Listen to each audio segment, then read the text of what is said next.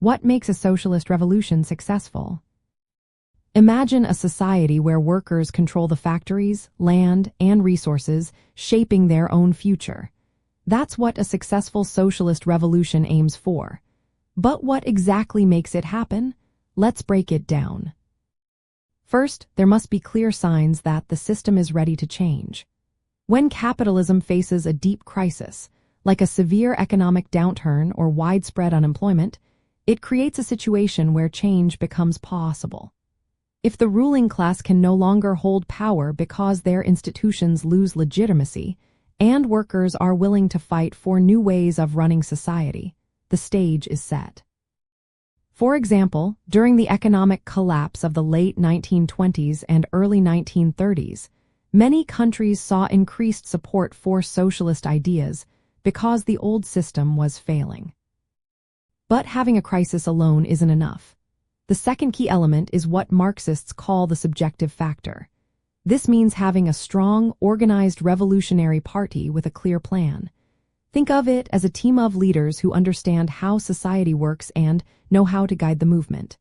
Lenin's Bolshevik Party in Russia is a prime example. They understood that just protests or unrest wouldn't bring change. They needed a disciplined group with a strategy to seize power and build a new society.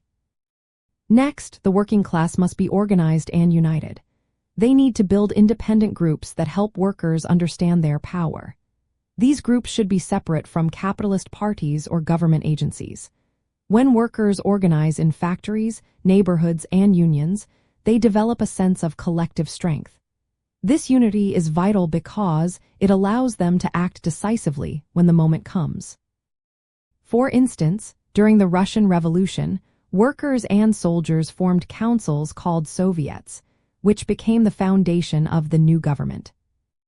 Another important piece is applying the right strategy based on the country's unique situation. Different nations have different histories, economies, and political systems. Lenin adapted Marxist ideas to Russia's autocratic government and large peasantry. He knew that a democratic republic could be a stepping stone before moving toward socialism. This flexibility helps ensure the revolution's success because it fits the specific conditions.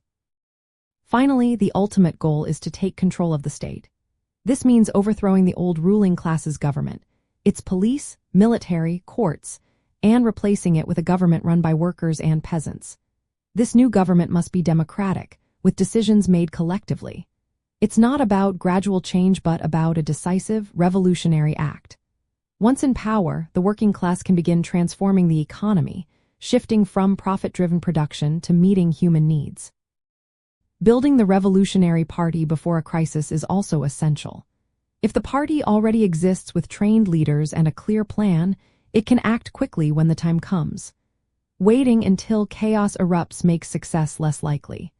That's why ongoing work in organizing, studying theory, and developing leaders is so important. In short, a successful socialist revolution depends on a combination of objective conditions like economic crisis, a prepared and disciplined revolutionary party, strong working-class organization, strategic flexibility, and the ability to seize state power decisively. When all these elements come together, society can shift toward a new way of running things, one where workers have control and society serves the many, not just the few.